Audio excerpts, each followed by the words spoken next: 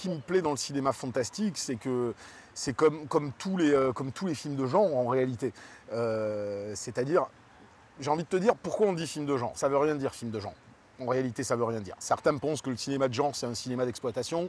D'autres l'utilisent pour créer une forme de chapelle qui serait distincte du cinéma d'auteur. Moi, j'aime pas trop le terme. J'ai envie de te dire qu'il y a une différence entre un cinéma. Alors, j'aime pas non plus le terme, mais j'en trouve pas le mieux. Alors, je veux dire un cinéma de l'immersion face à un cinéma du discours.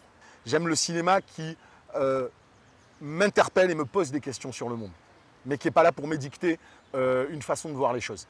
Donc si tu veux, ce que j'aime dans le cinéma fantastique, c'est que c'est un cinéma par essence symbolique. C'est un cinéma dont le cadre, que ce soit un film de vampire, un film de zombies, un film de monstres, a immédiatement dans son ADN un questionnement philosophique.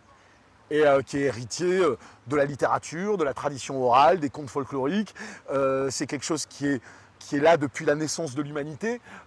C'est quelque chose qui permet de mettre en perspective l'être humain, en le confrontant en règle générale à ses hantises, mais pas que, à ce qui le définit. Donc le cinéma fantastique, qu'il soit d'horreur ou qu'il soit purement fantastique dans le sens todorovien du terme, c'est un cinéma qui interroge notre réalité, qui interroge notre perception de la réalité, comme elle interroge notre perception de la condition humaine. Donc c'est ça que je trouve intéressant quand c'est bien fait. Tu as aussi beaucoup de films fantastiques qui sont vains et cela ne m'intéresse pas, mais tu as toujours des perles dedans qui viscéralement te posent toutes ces questions-là. Ce que j'aime pas, c'est le discours édicté. Ce que j'aime, c'est qu'on me fasse pénétrer un univers, qu'on me raconte une histoire et qu'à travers cette histoire, je ressente des questionnements.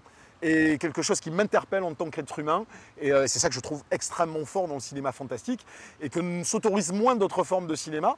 Voilà, parce que quand tu vas raconter une histoire amoureuse entre trois personnes dans un appartement, ça peut te dire des choses intéressantes, mais c'est rare, c'est très souvent fait de manière égotique, avec des gens qui pensent qu'ils ont quelque chose d'intéressant à dire sur le sujet. Et donc voilà, si tu veux, moi je différencierais plus, j'appellerais même pas ça film fantastique ou film de genre, je dirais il y a un cinéma de l'ego et un cinéma de l'humilité. Et j'aime pas le cinéma de l'ego. Et pourtant, tu vois, il y a des films qu'on va considérer comme des films d'auteur, que je trouve extrêmement puissants, mais que moi je ne qualifierais pas d'auteur parce que je ne les trouve pas égotiques. Ça reste Carpenter qui pour moi est probablement le plus grand. Parce que c'est un des rares où je te dirais, il a fait au moins, pour moi, au moins 3-4 films qui sont des films à mes yeux parfaits. Parfaits. Ben pour moi, The Thing, c'est un film parfait. Mais littéralement parfait, à tout niveau. Je ne peux pas trouver un truc qui ne va pas dans The Thing. Je ne peux pas trouver un truc qui ne va pas dans Escape from New York. Je ne peux pas trouver un truc qui ne va pas dans Fog. C'est des films parfaits. Je me reconnais à 1000% dans sa façon de faire les choses.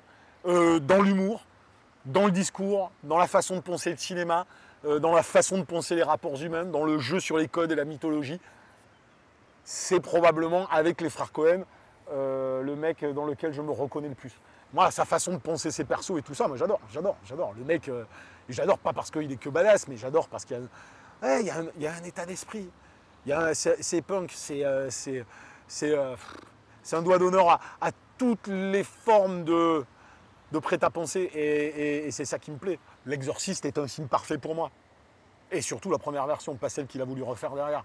La Mouche est un film parfait. Donc voilà, enfin pour moi c'est des œuvres fondatrices de ma cinéphilie. Après fantastique, je veux dire, moi Aliens de Cameron, je suis c'est Dieu quoi. Indiana Jones c'est un film fantastique, c'est un film parfait pour moi. Les Aventuriers de l'Arche perdue, c'est un film parfait. Bon voilà, moi j'ai grandi avec ça. Retour vers le futur 2 est un film dont je suis un conditionnel total. Alors les frères Cohen n'ont pas fait de films fantastiques, mais pour moi c'est les plus grands réals à l'heure actuelle.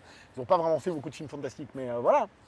Les Cronenberg des débuts sont des films que j'adore puissamment. Le final de No Country for All Men, je pense qu'il te hante longtemps, très longtemps, parce qu'il dit tellement de choses sur le monde, sur la condition humaine,